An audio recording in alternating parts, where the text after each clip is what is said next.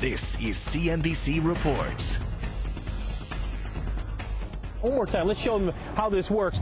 I wouldn't call it a baby carriage. It's got more speed and more pep than a golf cart. So that's not what we have here. It really is a vehicle that can move around at a fairly decent clip. But again, keep in mind, Nora, this is a prototype.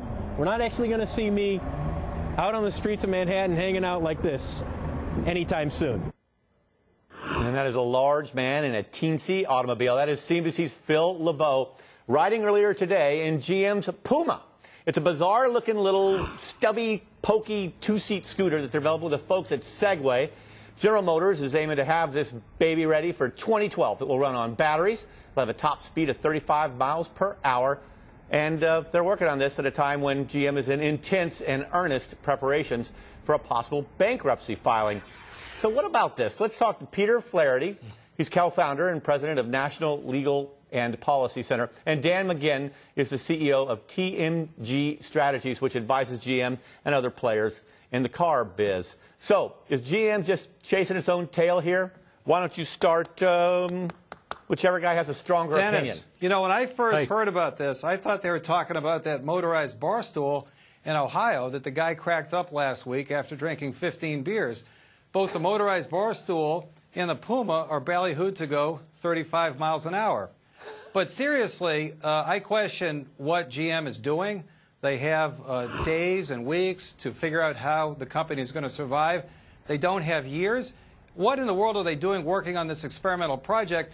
Perhaps it has something to do with the availability of federal funding from the Energy's retooling program meant to encourage electric cars. And that's what you get when you introduce government money. You get unintended consequences, and in this case, a very weird result. Peter, yeah, I guess they waited for the government money, and then they launched this initiative. I want to maybe bring, there's been many things going on in this company before this happening, so maybe this has been in the work a little bit longer than since the bailout money came 2 months ago. And having said that, Dan, I want to ask you this question.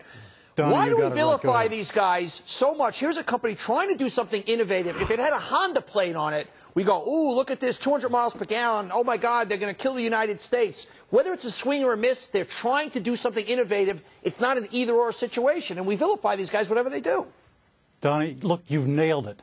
People are missing the point here. First of all, this has been in development for more than 18 months. Second, we are at the early stages of the complete reinvention, not only of the industry, but of automobiles. Only 15%. So how long is it going to take? How long is it going to take? How long is the taxpayer going to have to fund this process? Peter, the taxpayer has not been funding that process. Do you want them to crawl into a ball and stop trying to innovate? No, I want them to build cars that they can sell at a profit. I can give you an easy answer. Let Dan finish. Dan.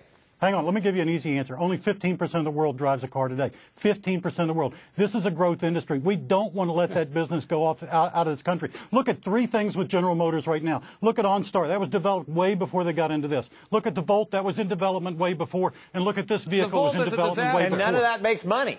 Well, yeah, why don't we come up with some vehicles that make money? In a capitalist system, in order for companies to survive, at some point they have to turn a profit. Dan, maybe countries like India, Peter, maybe countries like India and China might have a use for this vehicle. Is it possible with a billion people in there and small towns? Well, it may be a step up from bicycles, but what I'm worried about is that the anti-car activists, who are really behind things like this PUMA, want us all riding bicycles. They want us to ride bicycles, to light rail, so that we have socialized transportation. And what's with this name, the PUMA? I thought the PUMA was an endangered species. Or is it because the GM is an endangered company? Dan, let me ask you, though, Dan, you know what? I've been to the auto show in Detroit, and the theme concept car is always such a wonderful headline grabber. And, you know, they come out and it's this muscle car, or they're going to revive a car from the 70s, like, I don't know, I'm not a car guy. But then this year, at a time when they're this humbled, at a time when the Obama folks want the world to be green, they're going to show off a fancy golf cart. Isn't there something sad about it, Dan? No, look, it's a good question. I understand why people are so skeptical, because this doesn't look like anything we know. This is going to be to the car like the laptop was to the desktop. Oh, Dan, I have another question. I have another good question for Dan. Dan, would you put your child in this thing?